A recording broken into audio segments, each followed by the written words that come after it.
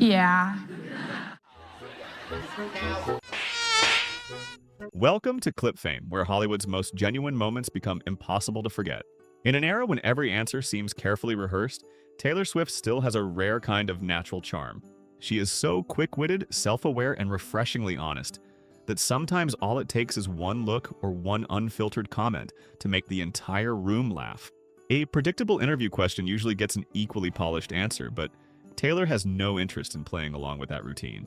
She simply keeps her polite smile, waits for him to finish, and gently reminds him that she is not about to do the interviewer's job for him. Is the one question you would like to be asked on this tour?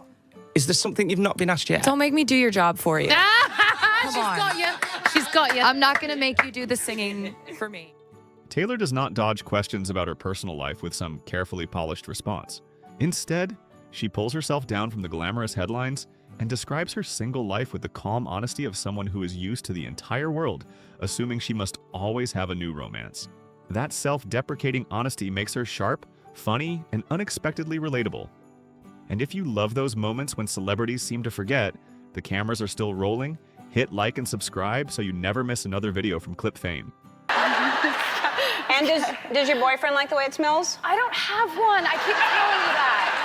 Just trying. Like, I just don't. Right. Like, it's not, like, if I didn't and I was like, I don't have a boyfriend, like, it'd be like, oh my God, like, you know I had a boyfriend. I, for real, like, don't have a boyfriend. I sit by myself and I watch Law & Order. I don't, like, have a boyfriend. I don't have, like, even kind of a boyfriend. Not even kind? I don't have someone that I'm texting that's a guy that might someday be my boyfriend. There's, like, nothing going on right now. That's pathetic. Yeah. Just like, you're busy. When her fans' imagination travels farther than an entire cinematic universe, Taylor does not rush to bring them back down to earth. She plays along with the theory with such sincere regret that you would think failing to help defeat Thanos was a genuine scheduling mistake on her part. There were some fans that thought I had something to do with Avengers Endgame. Oh, really? Which I would have loved to have been asked, but I wasn't. No, you weren't asked to be in it at all. Yeah. Because we had the single coming out the same day, and I have a song that was called Endgame, and so they were like, oh my God, she's gonna defeat Thanos, and right. I let everyone down. Yeah. Again. That was confusing. Even back in school, Taylor had her own very specific kind of confidence. While the other girls were trying to look as glamorous and attractive as possible, she decided to become Chewbacca. No fancy dress, no perfect hair, and barely even a visible face. Yet somehow she still walked away with the most memorable story from the entire party. one year, my best friend Abigail and I, we noticed that all of the girls in school were like gonna dress as like a sexy police officer, or like a sexy student, or like a sexy teacher. And we're like, we're gonna be full-on Chewbaccas right now. Taylor can command an entire stadium, but sometimes all it takes to throw her off is one accessory worn the wrong way. Instead of desperately trying to protect her image, she negotiates directly with tens of thousands of fans and asks everyone to pretend it never happened. Just like that, one tiny mistake turns an entire stadium into her accomplices. Like, I wanted to really explore them. I put this on wrong. I always...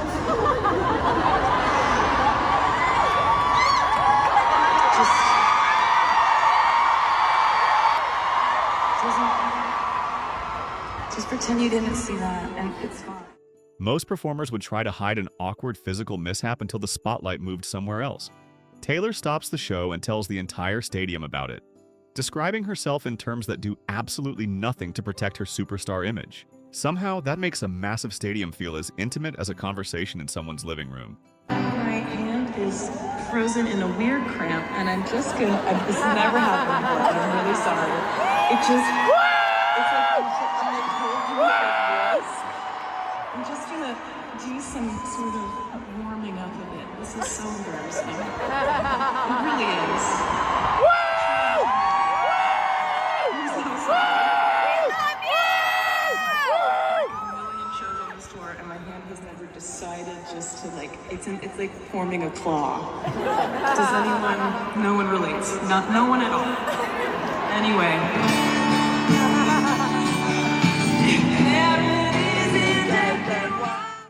Behind the scenes of a tour, Taylor seems so close to her team that the line between global superstar and roommate almost disappears. The only problem is that once she picks up a pair of scissors, that friendship suddenly requires an unreasonable amount of trust. And the most endearing part is that Taylor knows perfectly well she probably should not be trusted with this job. Yet she tells the story with the excitement of someone who still believes it was a completely reasonable idea. One day my backup singer was like, I feel like I need to do something drastically different. And I was like, yeah, why don't you cut your hair? And she's like, let's do it now. And so I'm like, I get scissors and I'm like, I don't know what I'm doing. She wanted full bang. I'm the last person you should suggest to cut your hair, but I cut her hair. And it worked out okay? It did. She looked awesome. And so I started cutting all the people on the road's hair. Right. On stage, Taylor can control an ocean of people with a single movement of her hand. But in this family video, all that power disappears in the face of a problem so small that nobody would ever expect it to become a full emotional crisis. This is the version of Taylor only her family could capture. Completely unguarded, helplessly honest, and almost... When you have written that many famous songs, even a normal conversation can accidentally turn into a playlist of your own greatest hits. Taylor keeps talking naturally, then suddenly realizes she has slipped another song title into the sentence without even trying. A little bit. That's a little bit of a lot. Yeah. All right. Why didn't you just say it? You need to calm down. Just say it. All right. Come on, I set you up. I've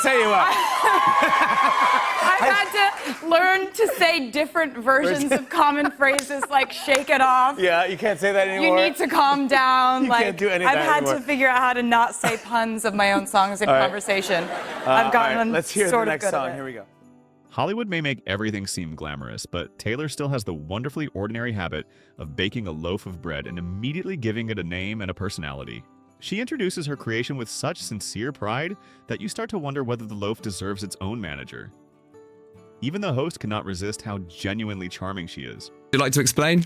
Yeah, so I've been baking, and so I brought Greg some sourdough because it's lemon blueberry, which I think is like a really nice variation. Fantastic. Yeah. And you've put the fate of Dophelia. Yeah, you know, the bread puns, like I think the worse they are, the better. Well, do you know what? After years of having her relationships examined and turned into headlines, Taylor can finally talk about Travis with a happiness she does not need to hide. She does not even have to answer with words. One instinctive flash of the ring and one proud smile say everything for her. At that moment, she is no longer a superstar sitting in front of a camera. She is simply a happy woman who has found a best friend she is ready to call her husband. Yeah. Do you think you've achieved that now with Travis? 100%. I'm like, yeah, look what I got. Oh my God, the ring! Sorry, the ring is even bigger in real life. Oh my goodness. Wow. No. Oh my goodness. Stunning. Social media can bring an artist closer to the public, but it can also turn their life into a story written by complete strangers. Taylor seems to understand that better than most, so she does not chase every headline or react to every rumor. Instead, she returns to ordinary things like mowing the lawn, feeding her cats, and living in the real world, where her life does not have to match anyone else's online version of it. Have you ever Googled yourself? Yeah. Taylor, what do you think when you Google yourself? I think you should never Google yourself again. I have to focus really hard on living in a real world where I'm like, today, the only true version of events is that I woke up and I looked out the window and I thought, wow, I need to, like, the grass needs to be cut. Like, oh, and then I went and fed my cat. And then I, like, called my friend who I haven't seen in a while. And I could very well read the next day in the paper that I'm, like, getting back together with my ex-boyfriend. Right. I'm like, that's not what I did yesterday. Who says a global superstar cannot give her cat a nickname that sounds like it was invented at 3 in the morning? Olivia is the formal name. But Dibbles feels far more appropriate for her slightly confused expression and wonderfully offbeat personality. Taylor talks about her pets the same way she talks about herself, with complete affection, but never without a little teasing. So do you call her detective sometimes and sergeant sometimes? Usually, well, I actually call her a name that doesn't really make any sense, but her name is, in the house, it's Dibbles. Because it suits her personality more than Olivia. Her name is like Olivia, but it's like her personality is more like, hey guys, it's Dibbles. The Eras Tour is planned down to every lighting cue, footstep, and transition, but nobody could have prepared for a bug flying directly into Taylor's mouth. She panics for a few seconds, laughs at how ridiculous the situation is, and then gets right back to the show as though nothing happened. That is Taylor. Professional enough to keep the performance moving, but natural enough to let the entire stadium laugh along with her. swallowed a bug. I'm so sorry. Oh my God. Totally fine. It's just stupid. Oh, delicious. At the Eras Tour, Taylor handles unexpected problems with genuine professionalism, but she never loses her sense of humor. She turns every awkward interruption into something charming, making tens of thousands of fans feel as though they have just witnessed a version of the show that could only happen on that one particular night. Totally fine. It's just stupid. Oh, delicious.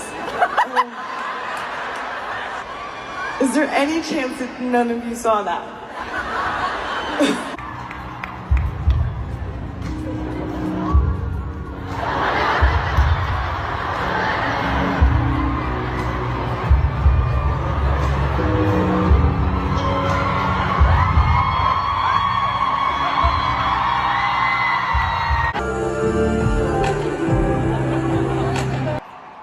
My life flashed before my eyes. Yeah, no, I'm good.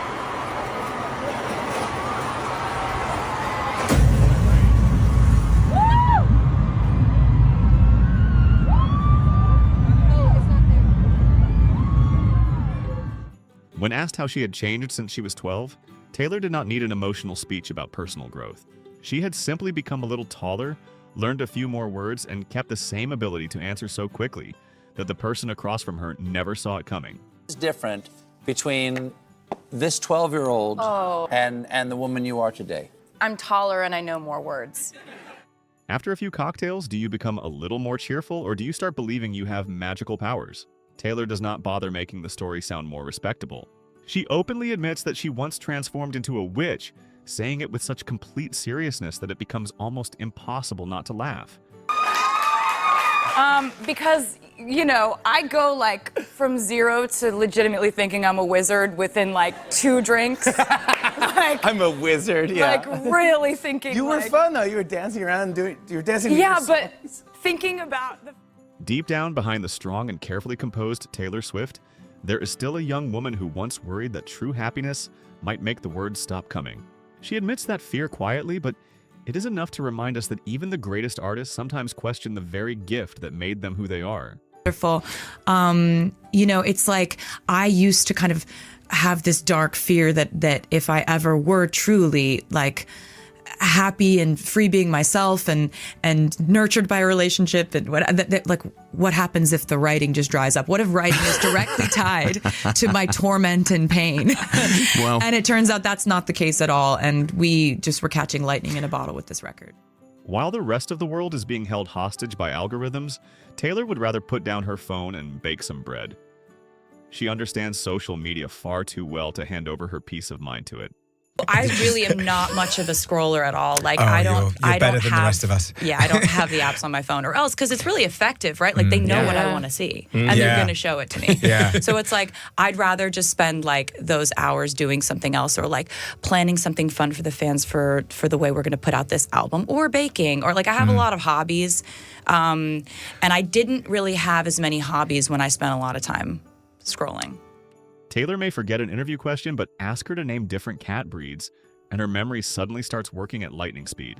Within seconds, the entire studio is listening to a feline encyclopedia, narrated by someone who has clearly spent her whole life waiting for somebody to finally ask the right question. Scottish Fold, Ragdoll, Ragamuffin, Maine Coon, British Short Hair, Exotic Short Hair, American Short Hair, Devon Rex, Cornish Rex, Sphinx Cat, Abyssinian, Persian, Siberian, Burmese, Norwegian Forest Cat, Ossa Cat, Bengal, Bombay Cat, Russian Blue. Is there a British Blue? Munchkin Cat, a black cat, a calico cat, a cat that knocks pens off of desks. Taylor Swift never has to be the loudest person in the room to take control of it. All she needs is an answer that lands half a beat faster than the host expects, a cat with a ridiculous nickname, a mishap in the middle of a stadium show, or the completely honest confession that a few cocktails once convinced her she was a witch. What makes these moments so lovable is not that Taylor is always perfect. It is the exact opposite. The second she lets that polished image crack, we get to see the real person behind the spotlight. Quick-witted, awkward, brutally honest, and so naturally charming that you never quite know what she is going to say next. Taylor may be able to command an entire stage, but the moments that make people laugh the hardest usually happen when her thoughts move just 1 second faster than her filter.